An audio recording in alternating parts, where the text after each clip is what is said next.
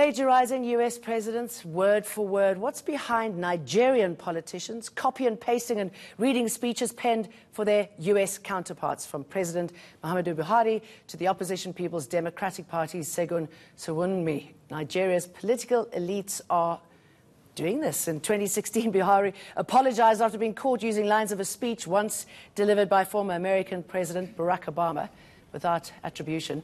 Last week, Sowunmi had to apologize for stealing a speech from President Donald Trump and claiming it as his original thought in a New Year message on Facebook. Solomon Isang Ashoms is a South African-based Nigerian journalist. I mean, this is pretty offensive, isn't it? Why the need to steal somebody else's words? Well, I think it comes with the culture that we've created in the country, Nigeria in itself. The last 27 years, I would say, where, corruption is ripe and where you copy, the use of intellectual property is just rampant. You pick it up and you use it, where you don't, there's no authority, there's no platform to come and question you. And we also have a situation right now, Nigeria going to the polls in February, where you're trying to grab the votes. And social media or online media is huge in Nigeria now. And most of the population is younger people. So there is a scramble for these votes. So I think the political parties and their candidates are doing whatever it takes to be able to seem like they're playing in a global field. Yes. So they tend to extract content from other sources with no permission.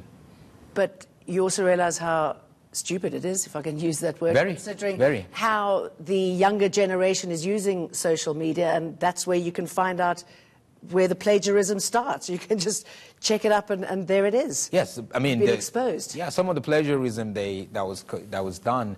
If you look at the speech of Sowunmi is not just a spokesperson for the opposition party. He's also running for parliament, which is the Nigerian House of Representatives. So he's a candidate, and he took word for word, and where it says America, he forgot to insert Nigeria there. So it was blatant. I mean, and the next level, in fact, we tried to find that clip, but we couldn't.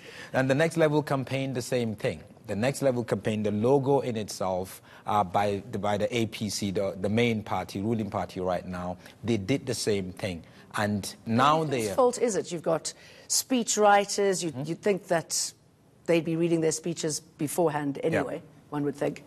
But maybe not. Speech writers, and I think also you have to look at, in the case of the manifesto for the People's Democratic Party, the ruling party, you have to look at the art agency, that created a whole concept in itself, which was copied from Wentworth University with no permission. And the logo in itself, everything is just similar, just a little bit of the color.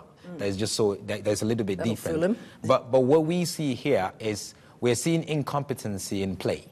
And that's what the Nigerian government, for me, is really all about. Laziness, there's lack of originality and creativity. So we've lost originality, and that's the way the country is. You don't just have it in speeches or manifestos. You have it all around you in other segments of society. And so how are people reacting to this? I mean, do they feel offended? Do they feel that I'm going to vote for them anyway? Melania Trump did it, so why can't our guys do it? Well, I think I was reading some of the feedback from, Nigerians, how they feel about it. Somebody said, look, they steal your money, so they would definitely steal your intellectual property. And that's just the whole thing. The politicians are known for stealing money. That's a huge struggle for Nigeria the last 26 years. But people are beginning to feel like, when are we going to begin to create something original? Younger people are trying to create something original because there's this huge boom when it comes to, IT in Nigeria. But when are we going to create something original, something that is ours? So people are feeling disappointed. People are feeling they're creating a whole lot of they're looking at the comical side of it and talking about it and saying we cannot have a precedent, speech, the speech of a president, a main political party from both sides now going through that. Who do we trust? Who do we trust? We have two main candidates. Obviously, there are other presidential candidates, but who do we trust? So people are at the crossroads right now and not really knowing what to make out of it. Solomon Isang Ashoms, thank you. Thanks, Jane. That's our show for tonight. Travelers, weather that might affect you, and the news is up next.